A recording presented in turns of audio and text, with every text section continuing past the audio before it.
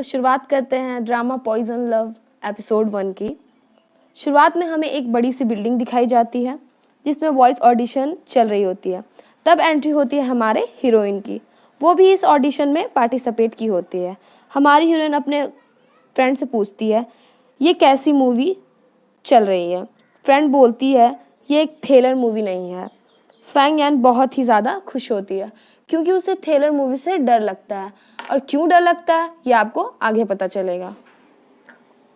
Fang यान अपने audition में पहुंचती है और वो जाके वहाँ पे अपनी कहानी सुनाने लगती है। वो कहती है बहुत पुरानी बात है, एक बहुत सुंदर राजकुमारी जन्म लेती है पर जंगल की चुड़ैल उसे श्राप दे देती है और वो प्रिंसेस जब 18 साल की होगी वो एक सुई से चुभकर मर जाएगी। प्रिंसेस गहरी नींद में सो जाएगी।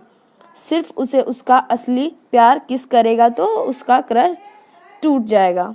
फिर वो प्रिंसेस बोलती है मुझे विच से कुछ कंप्लेन करनी है। स्नो वाइट क्यों उठ जाती है?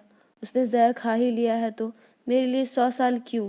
मैं 100 साल बाद उठूंगी तो मेरा मेकअप ख़राब हो जाएगा। इन 100 सालों में मेरे और प्रिंस के एज में कितना गैप आ जाएगा, मैं तो गिन भी नहीं सकती। प्यारे प्रिंस तुम प्लीज़ जल्दी आना। उम्मीद करती हूँ तुम बहुत ही हैंडसम होंगे कि मेरा टाइम वेस्ट मत करो।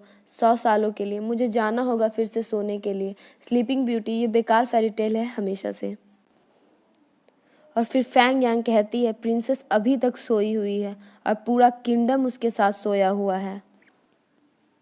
फैंग यांग कहती है सिर्फ सच्चा प्यार का किस ही उसे उठा सकता है। और ये परफॉर्मेंस यहीं पे ख़त्म हो जाती है और सारे जजेस उससे इम्प्रेस भी हो जाते हैं और उसे फिर से ऑडिशन देने को कहते हैं। और एंट्री होती है हमारे हीरो शिमैंग की, जो फैंग यांग की ऑडिशन सुन रहे होते हैं। ऑडिशन रूम में फैंग यांग की स्कूल सीनियर आती है जो वहाँ पे एक डरावना क्लिप चला देती है जिससे फैंग यांग को उसका पास्ट याद आने लगता है और वो बहुत ज़्यादा डर जाती है और वो वहाँ बेहोश हो जाती है और उसके फ्रेंड्स उसे उठाकर ले जाते हैं। फिर वो अपने आप को इंट्रोड्यूस कराने लगती है। वो कहती है मेरा नाम फैंग यांग है, मुझे एक स्ट्रेंज बीमारी है। जब मैं शॉक्ड हो जाती हूँ तो मैं ऐसे कंडीशन में आ जाती हूँ जो स्लीप वॉकिंग जैसी होती है और मैं 10 घंटे बाद ही उठती हूँ। फिर वो वापस खुद से ही बात करने लगती है। एक प्रिंसेस जो कर्स्ड है, फेरी टेल में वो हमेशा अपने डेस्टिनी प्रिंस की वजह से ही बची होती है। क्या मेरी भी किस्मत में कोई है? मैं सोचती हूँ कहीं मैं ही कर्स्ड तो नहीं। अब यहाँ दिखाया जाता है फैंग यान एंड शिमैंग मिलते हैं। फिर उनके फ्रेंड आ जाते हैं और उसे ले जाते हैं।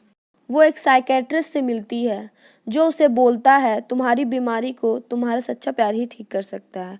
फैंग यांग अपने दोस्तों के साथ होती है तो याओ याओ कहती है तुम्हें सच्चा प्यार कैसे मिलेगा अगर तुम घर में ही रहोगी तो? मैं सारा काम छोड़ के आई हूँ तुम्हारे प्यार को ढूंढने के लिए। वेलिन फैंग यांग को पियानो कॉन्सर्ट में लेकर जाता है। फिर वो लोग वहाँ पहुँचते हैं तो हमें उस टाइम ये पता चलता है सुपरस्टार शी हमारे हीरो के ही भाई हैं और शी मैंग उसके गाने की बहुत ज़्यादा बुराई करता है। फिर शी मैंग स्टेज में जाता है और अचानक से एक लड़की उसमें पानी फेंक देती है। फिर शी मैंग उसे कंसोल करता है और हमें आगे पता चलता है वो प्लान उसके और उसके सेक्रेटरी का था।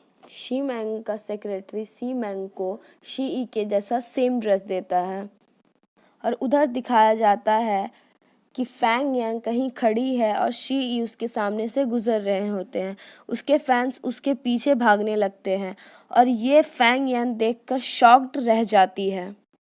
सामने से सी मैंग आ रहा होता है तो फैंग यांग उसके ऊपर गिरने वाली होती है तो शी मैंग उसे पकड़ लेता है और वो उसके चेस्ट में ही सो जाती है। तो फिर सीन कटता है और वे डॉक्टर को कॉल पे बता रहा होता है कि वो 5 मिनट में ही उठ गई। फिर याओ याओ देखती है अपने फ़ोन में सुपरस्टार शी ई की पिक जिसने वही वाइट ड्रेस पहनी हुई होती है। फिर याओ याओ कहती है फैंग यान शायद यी के चेस्ट पर ही सोई हुई थी क्योंकि मैंने वही ड्रेस पहने उस इंसान को देखा था। क्यों ना तुम मैसेज करो वीवो पे, वो रिस्पॉन्स ज़रूर देंगे। उनसे पूछो कि आपको वॉइस एक्ट्रेस चाहिए। फैंग यान मना करती है, लेकिन उसके दोस्त उसे मना लेते हैं और याओ याओ नोटबुक में लिख कर जाती है कि वो कैसे सोए यी के साथ, और याओ याओ और वे लिन वहाँ से चले जाते हैं और फैंग यान यी को मैसेज करती है और ये शी यी सुनता है और उसको पसंद आता है और ये शी मैंग भी सुन रहा होता है और शी यी उसे रिप्लाई करता है। फिर सीन कट होकर हमारे हीरो पे जाके पहुंचता है, पर पता नहीं फैंग यान वहाँ कहाँ से पहुंच जाती है छाता लेकर और बहुत क्यूट सी स्माइल देती है, और यहाँ हमारा पहला एपिसोड ख़त्म होता है। और अगर आपको ये वीडियो पसंद आया हो तो लाइक कर देना और कमेंट करके बताना कि आपको सबसे बेस्ट पार्ट कौन सा लगा।